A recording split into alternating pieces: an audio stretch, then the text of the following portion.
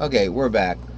My bad. I started that from 5 and it was a Mixolydian pattern. It was, I guess, starting from E, that would be the 5th of A. So it was.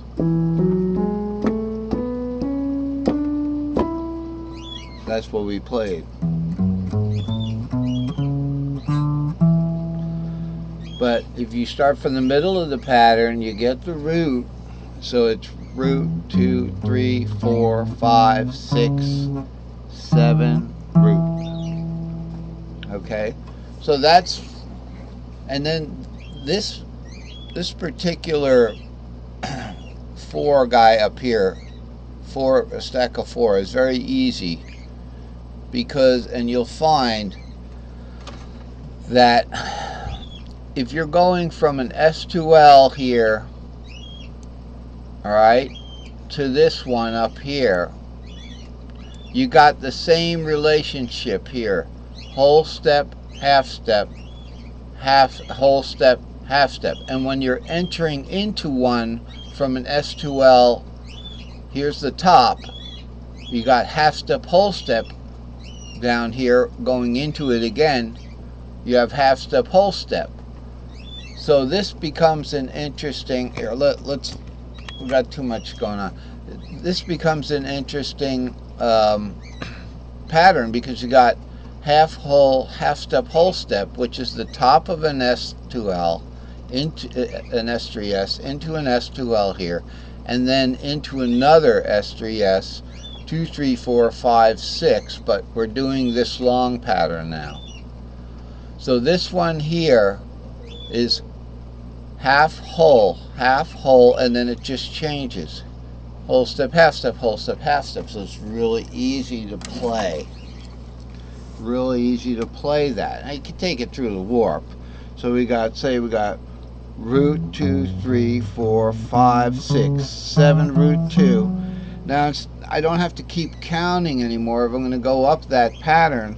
Instead of going 7, root 2, 3, 4, 5. Where's the 4? Okay, 3 and 4 is a half step. No, once I'm leaving this pattern, which is an S3L pattern, right?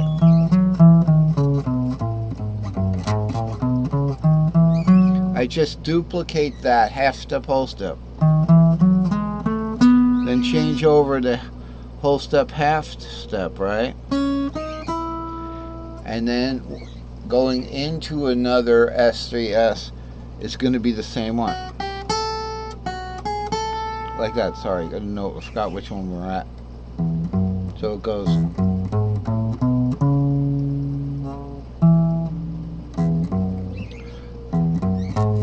Five, 6, 7, root 2.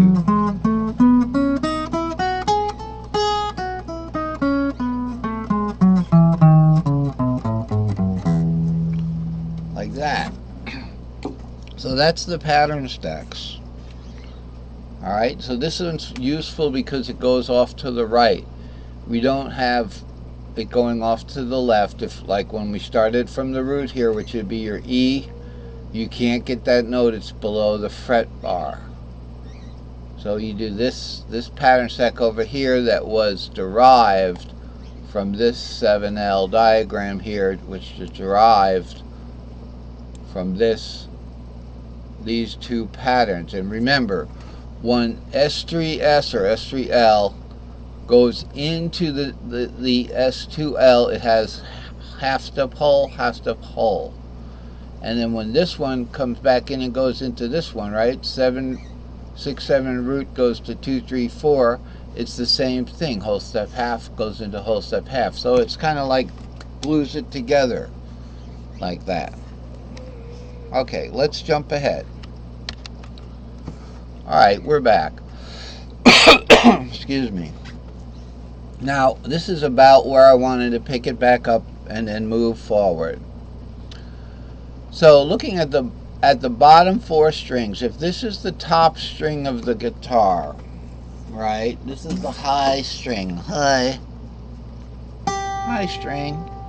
Alright, and this is the low string. Low string. Alright, so can do this all the way up. The problem is when we get to between these two strings here, these two guys are going to have to come over. Alright? So how's that work? They're going to end up like over here, like that. I'm not getting, it's not happening. Alright, so let's just play the first 4 strings on the bottom. Alright, we got to keep rolling. Da, da, da, da, da. Oh, say, can you see? Now, when we want to go over to this interval, it's not going to be there. It's going to be flat 1 semitone. Uh-oh. So what do we got to do? Warp it up. Okay.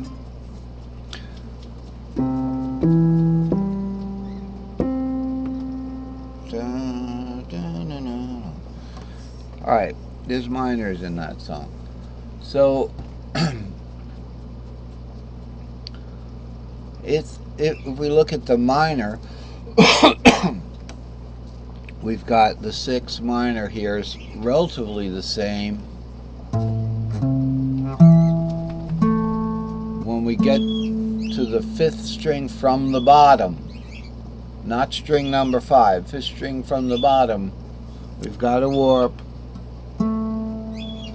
up to that root.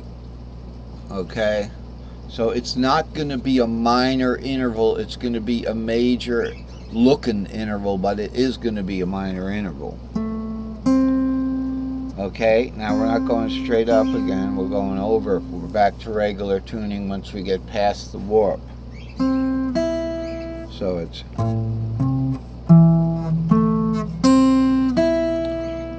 alright, and that's how we end up with like the tic-tac-toe looking kind of thing. So I'll show you what that is. Alright, we're going to just warp it over the situation, 1 fret nut.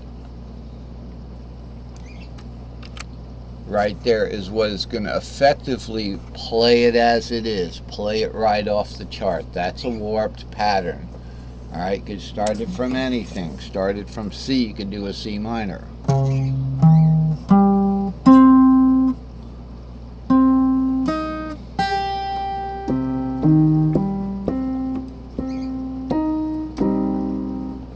Okay, I love C minor. That one worked. I don't know, sometimes you have to click it to just reset it. And then we look at the peculiarities of the Locrian arpeggio. And it's good to practice arpeggios on the bottom 4 strings till you learn the pattern. I'm going to start from the B note. It's 2 minor in a row, 2 minor intervals.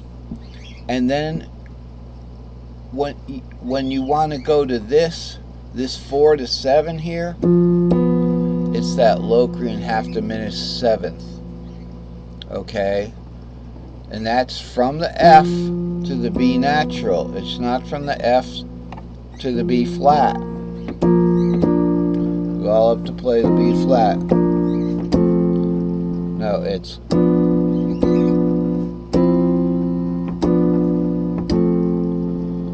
so that's useful in music, but you have to, you know how to play it. So it's an augmented 4th, and that's your half diminished arpeggio.